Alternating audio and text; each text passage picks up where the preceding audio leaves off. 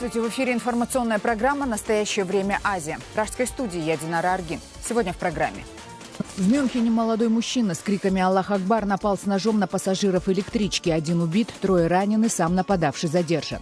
Во время нападения подозреваемый показывал политическую мотивацию. Я не буду цитировать его слова и выражения, но все это будет расследоваться. Громкий режим тишины. В окрестностях сирийского Алеппо опять возобновились ожесточенные бои. Америка и Россия требуют от Асада и повстанцев прекратить огонь. Это пока только слова. Все проверяется на практике. Панамские офшоры рассекречены и опубликованы полностью вместе с инструкцией по применению. Теперь любой пользователь интернета может проследить, как политики и президенты отмывают государственные деньги на личных секретных счетах. Отбиваться от обвинений во владении и пользовании офшорами Путиным приходится человеку, который сам засветился в этой базе. Кыргызстан возглавил мировой рейтинг туристической привлекательности. Его даже нанесли на Google Maps. Власти полны оптимизма, а туроператоры говорят, что страна пока к наплыву туристов не готова. Убирать ограничения и барьеры. Жаркое сражение между Россией и Украиной без жертв и политических последствий. В Чехии набирают популярность международные рыцарские виды спорта. Нечто среднее между хоккеем и американским футболом, но с боевыми топорами, мечами и копьями. Здесь у нас нет никакой политики. Вся политика остается за пределами ресталища, за пределами фестиваля. Архивы скандального панамского досье полностью рассекречены. Консорциум журналистов-расследователей обнародовал полную базу данных панамского архива. Это 200 тысяч офшорных компаний, через которые мировые политики и лидеры стран выводили и отмывали суммы более чем на 12 триллионов долларов. После публикации первой части документов сотни мировых политиков оказались в эпицентре крупнейшего в истории офшорного коррупционного скандала. В коррупции и отмывании денег оказались замешаны не только друзья президента России Владимира Путина, но и многие западные лидеры. В новых публикациях лидируют представители Китая, почти 10 тысяч владельцев офшоров. Второе место у представителей американских элит – 4,5 тысячи. И 2229 офшорных компаний из России, многие из которых связаны с госчиновниками. Меньше всего владельцев офшоров из Украины, всего 165. Новые данные, по прогнозам экспертов, могут привести к разоблачению десятков тысяч известных людей, уклоняющихся от налогов. Консорциум журналистов-расследователей приложил к рассекреченному архиву ссылку на YouTube, где размещена инструкция по пользованию базой данных. И теперь любой пользователь интернета может получить доступ к информации об отмывании денег правительствами любых стран, замешанных в этом скандале. Появились и новые сенсации. В офшорном архиве присутствует информация о связи украинского президента Петра Порошенко с российским монополистом «Газпром». В тайных связях с газовым гигантом, вероятно, замешаны и друзья лидера Украины. Причем совместный с «Газпромом» бизнес велся уже после аннексии Крыма и начала войны в Донбассе осенью 2014 года. Именно в тот момент, когда плохие отношения между Украиной и Россией достигли своего пика. Среди центральноазиатских политиков чаще всего называются имена, которые, возможно, имеют прямое отношение к президенту Казахстана Нурсултану Назарбаеву. Среди владельцев офшорных компаний присутствует некая Дарига Н. Назарбаева. Ранее СМИ уже публиковали в рамках Панама-гейта сведения о старшем внуке президента Нурали Алиеве. Также в списке значится имя Ерлана Сагадиева, возможно, нынешнего министра образования республики. Реакция Кремля на появление нового панамского досье не заставила себя долго ждать. Пресс-секретарь президента Дмитрий Песков напомнил, что офшорные компании не являются противозаконными и вообще все обнародованные данные были добыты нечестным путем. Я бы не пытался увязывать линию на деофшоризацию с панамскими документами. Панамские документы – это сворованные документы. Нужно называть вещи своими именами. Однако российские расследователи из Фонда по борьбе с коррупцией видят в таком объяснении иронию. По их мнению, самому Пескову есть что скрывать. Да и настоящей борьбы с чиновниками-коррупционерами в России сегодня не видно. Сотрудник Фонда по борьбе с коррупцией оппозиционера Алексея Навального Георгий Албуров считает, что все заявления Кремля по поводу деофшоризации – это лицемерие.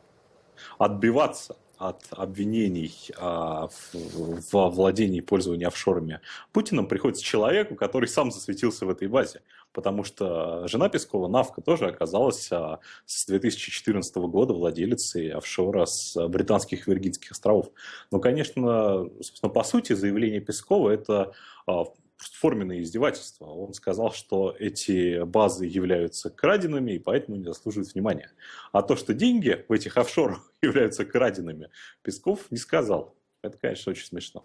Офшорный скандал в рамках панамского досье вызвал настолько сильную реакцию во всем мире, что более 300 ведущих экономистов из 30 стран мира, в числе которых есть нобелевские лауреаты по экономике, обратились к лидерам мировых держав немедленно собраться и запретить офшоры по всему миру. По их мнению, зоны налоговых льгот, которыми являются офшоры, не служат экономическим целям и ничего не добавили мировому благосостоянию, кроме коррупции. В Душанбе с официальным визитом прибыл президент Афганистана Ашраф Гани. В столичном аэропорту высокого гостя встретил премьер-министр Таджикистана.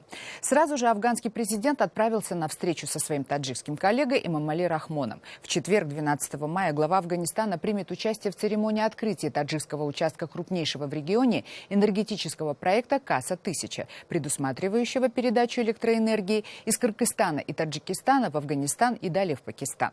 Ашраф Гани также проведет встречи с президентом Кыргызстана и премьер-министром Пакистана, которые также прибудут на эту церемонию.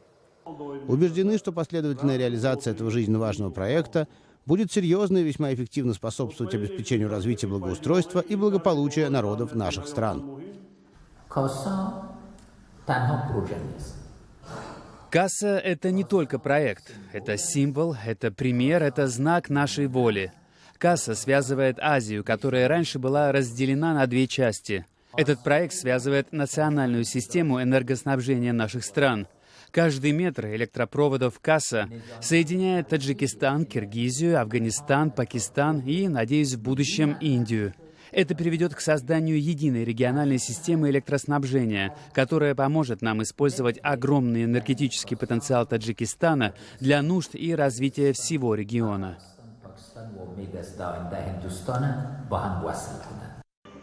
Первому визиту афганского президента в Душанбе придают очень важное значение. Это обусловлено стремительным развитием торговых отношений между двумя странами. Товарооборот в прошлом году составил $104 миллиона США.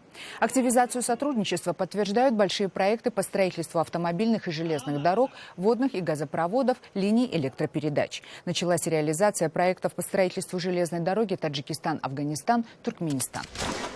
Кыргызстан в ближайшие 10 лет может превратиться в популярную туристическую страну. Всемирный совет по туризму и путешествиям опубликовал рейтинг привлекательных для отдыха стран, где республика заняла лидирующее место. Туристические маршруты теперь можно увидеть и в интернете, используя Google Map. Кыргызстан стал 77-й страной мира и первой в Центральной Азии, которая стала доступна в этом популярном приложении. Готова ли республика к туристическому буму, выяснял наш корреспондент Шавкат Тургаев. Всемирный совет по туризму и путешествиям предрекает Кыргызстану в ближайшие 10 лет туристический бум. В опубликованном рейтинге совет поставил страну на первое место с приростом числа туристов на 8,2% ежегодно. Международные эксперты отмечают, Кыргызстан манит туристов конными поездками по горным перевалам. Гости облюбовали побережье озера Исыкуль и горнолыжную базу в городе Караколе. Кыргызстан экологически чистая страна. В Кыргызстане экологически чистый воздух.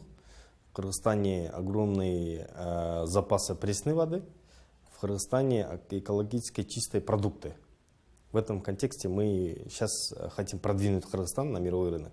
Представитель турфирм, напротив, прогнозирует в текущем году сокращение числа туристов на 30%. Всему виной мировой экономический кризис. Показатель 2015 года тоже нерадужный. Прошлый год был не самый лучший, скажем так. Если сравнивать с потоками, которые были в 2014 и в 2013 году, прошлый год значительно сократился, причем сокращение в основном было со стороны стран СНГ, это с Казахстана и с России. Сегодня Кыргызстан не готов принять большое число туристов. Пансионаты, отвечающие мировым стандартам, у нас можно пересчитать по пальцам. Есть и другие проблемы. Параллельно нужно развивать и убирать ограничения и барьеры для посещения суда в страну. У нас есть уже определенные шаги, есть страны, перечень стран, для которых есть безвизовый режим. Но с одной стороны мы убираем барьеры для каких-то, а усложняем для других. Вам далеко ходить не надо. Приезжайте в аэропорт во время регистрации узбекских рейсов, и вы увидите, что там происходит. Неразвитость инфраструктуры – еще одна проблема Кыргызстана, но в этом направлении есть подвижки. Правительством разрабатывается проект горнолыжного кластера, который включит строительство 5 современных лыжных баз. Найдены инвесторы из арабских и европейских стран, готовы вложиться и в другие объекты. Есть пару инвесторов, которые хотят сейчас строиться на Исыкуле, отели. Есть инвестор, который хочет сейчас аквапарк построить в этом на Исыкуле. Обратно же есть инвесторы, которые сейчас хотят зимние пляжи.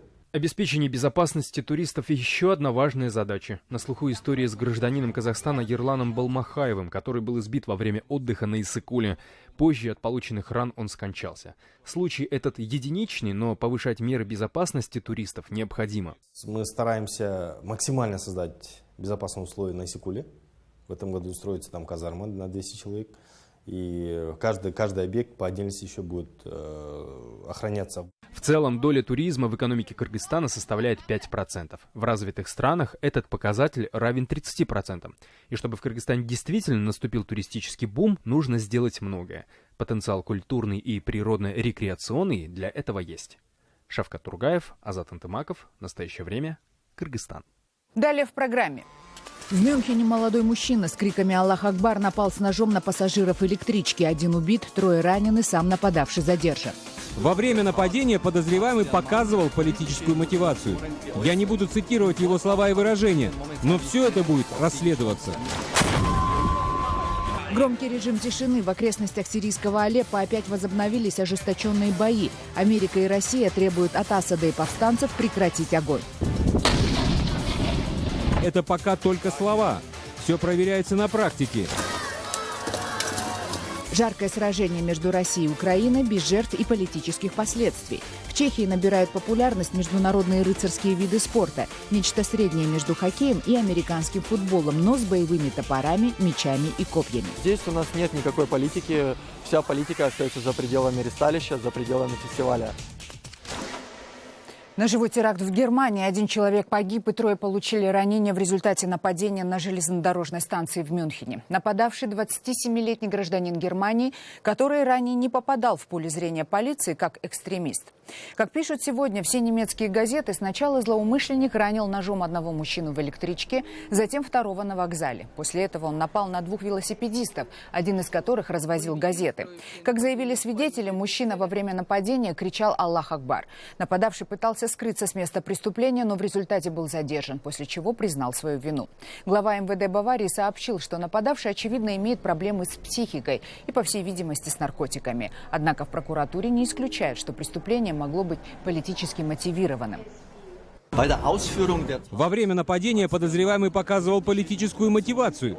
Я не буду цитировать его слова и выражения, но все это будет расследоваться. За последние сутки полицейские сразу 2 стран открывали огонь на поражение по беженцам из Сирии и Афганистана. 2 грузовика с мигрантами были расстреляны полицейскими в Иране после отказа остановиться. В результате погибли 6 человек и ранены 18. Начальник местной полиции сообщил, что патрульные заметили подозрительную машину, которая отказалась останавливаться, и начали ее преследовать. Стрельба началась, когда водитель, проехав 5 километров, решил протаранить полицейский блокпост на дороге. А в Словакии, близ городка Великий Медер, полиция также обстреляла машину с беженцами из Сирии, которые собирались пересечь словацкую границу со стороны Венгрии. Пограничники пытались задержать сразу 4 подозрительные машины. Водитель одной из них отказался остановиться даже после предупредительных выстрелов, после чего по машине был открыт огонь. 1 женщина была ранена. Сотрудники таможни остановили 4 машины. 3 водителей повиновались приказу. Позже мы выяснили, что они были нелегальными мигрантами. 4-й автомобиль не остановился. Он чуть не сбил 3 сотрудников таможни. Сначала они стреляли в воздух, затем по колесам автомобиля. К сожалению, 1 пуля отскочила от машины и ранила женщину. Автомобиль был все же остановлен. Его водитель передан полиции. Между тем, греческое правительство решило заняться культурным просвещением сирийских мигрантов, оказавшихся запертыми в Греции. Для них был организован тур в древний Акрополь, где беженцев знакомили с историей Древней Греции и ее богатой культурой. В основном среди экскурсантов были дети и подростки, всего 91 человек. Они слушали рассказ экскурсовода через переводчиков, предоставленных Организацией Объединенных Наций. В настоящее время в Греции находится около 54 тысяч мигрантов. Большинство из них живет в самодельных палаточных городках. Беженцы из Сирии, Сомали и Афганистана подобные культурные мероприятия посещают по понятным причинам не слишком охотно и часто. То, что произошло сегодня, действительно является важным упражнением для цивилизации. Это демонстрация европейских ценностей. Это прекрасная возможность для беженцев увидеть все своими глазами. А в Англии готовятся к возможным террористическим атакам со стороны выходцев из исламских стран. В одном из торговых центров в Манчестере раздались взрывы. Это полиция и антитеррористические отряды проводили учения. По сценарию в здание ворвался вооруженный мужчина. Подробности в репортаже Рейтер. Жители Манчестера предупредили заранее. В ночь на вторник в городе будут слышны взрывы и автоматные очереди. Торговый центр Траффорд стал ареной учений отрядов полиции и антитеррористических подразделений. В них были задействованы около 800 человек, в том числе добровольцы и сотрудники служб спасения. В здание врывается человек с криками «Аллах Акбар». После этого в торговом центре раздается серия взрывов. Люди, изображающие раненых, падают на пол. По счастью, это не кровь, а всего лишь красная краска. Подробный план учений, как сообщает местная пресса, знали только старшие офицеры. Было несколько сценариев развития. Среди них захват заложников, нападение смертников со взрывчаткой, оказание помощи десяткам пострадавших. Все эти варианты учений направлены на проверку работы спасателей и армейских подразделений. По данным спецслужб, в Великобритании сейчас действует повышенный уровень террористической угрозы, что означает, власти ожидают нападения. Эти учения являются частью национальной программы, которую готовили на протяжении 5 месяцев. Они продлятся 3 дня. Впервые в истории Лондона его мэром стал мусульманин. Выборы нового градоначальника английской столицы прошли в начале мая, где победу одержал 45-летний Садик Хан. Я горжусь тем, что я мусульманин. Я горжусь, что я из Южного Лондона. Я горжусь тем, что я отец, муж, многострадальный болельщик Ливерпуля. Горжусь азиатским происхождением и пакистанским наследием. Лондон – лучший город в мире, потому что вы можете быть тем, кто вы есть. Садик Хан – юрист по образованию, член лейбористской партии, в рядах которой он состоит с 15 лет. Сын водителя автобуса и швеи, которые эмигрировали в Британию из Пакистана в 1970 году.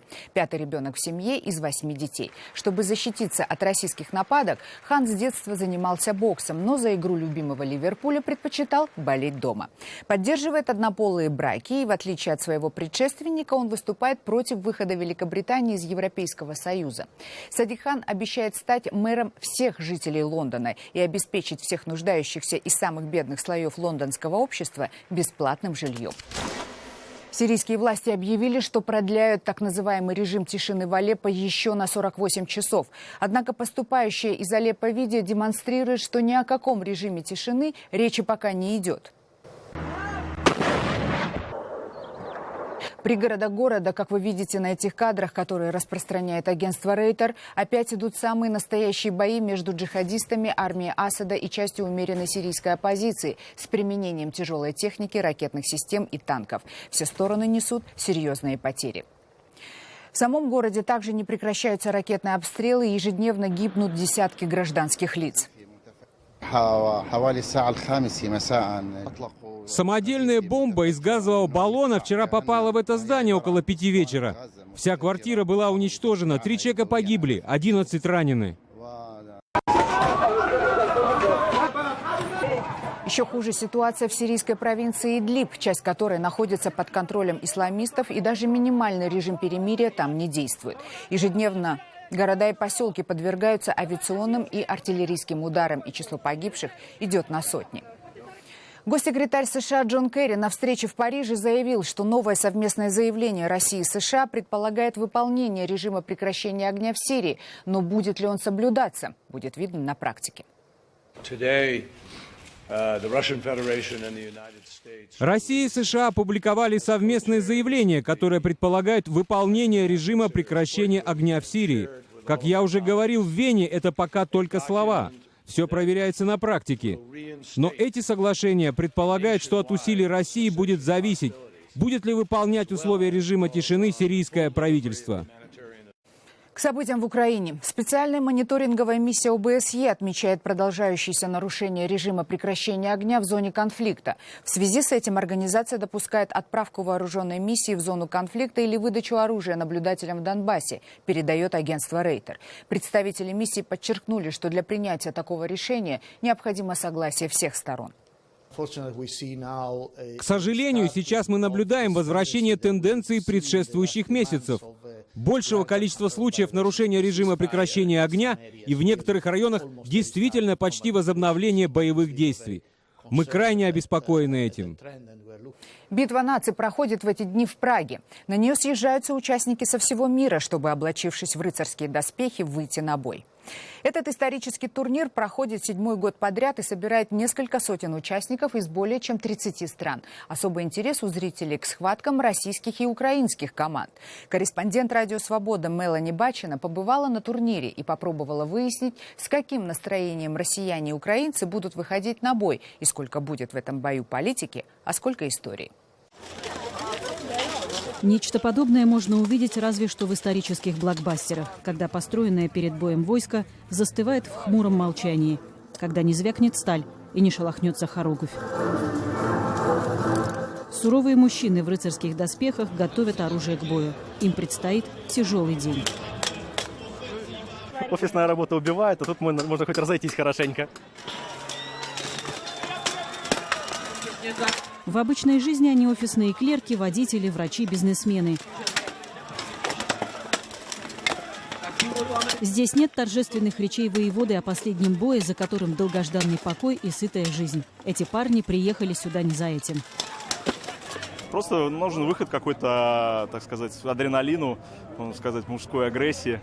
Кто-то занимается охотой, кто-то какими-то видами спорта, кто-то лыжами. Ну, а мы нашли себя в этом, в этих боях. Тому що ми любимо бити людей. Серйозно? Я думаю, всі вам це скажуть.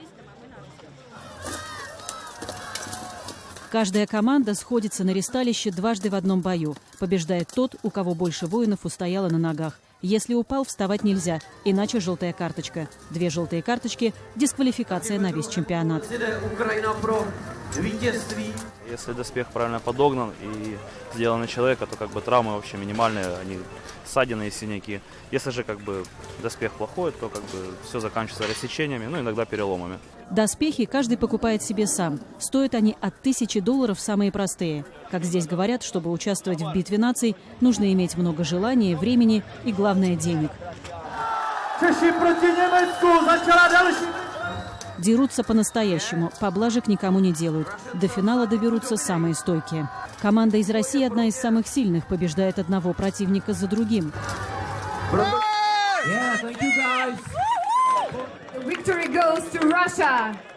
В затылок ей дышит команда из Украины. Серьезный противник, с которым еще предстоит встретиться и выяснить отношения.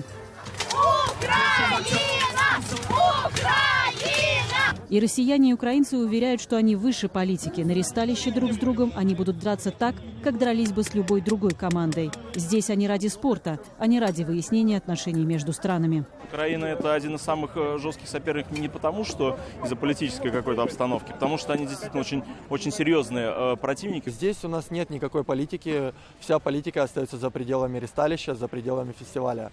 За одним боем будет следующий, потом еще один и еще. И так, пока не останется один победитель. Многие догадываются о том, что им суждено пасть. Но говорят, битва стоит того.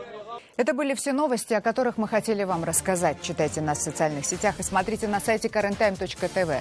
Мы встретимся с вами завтра в это же время. Всего доброго.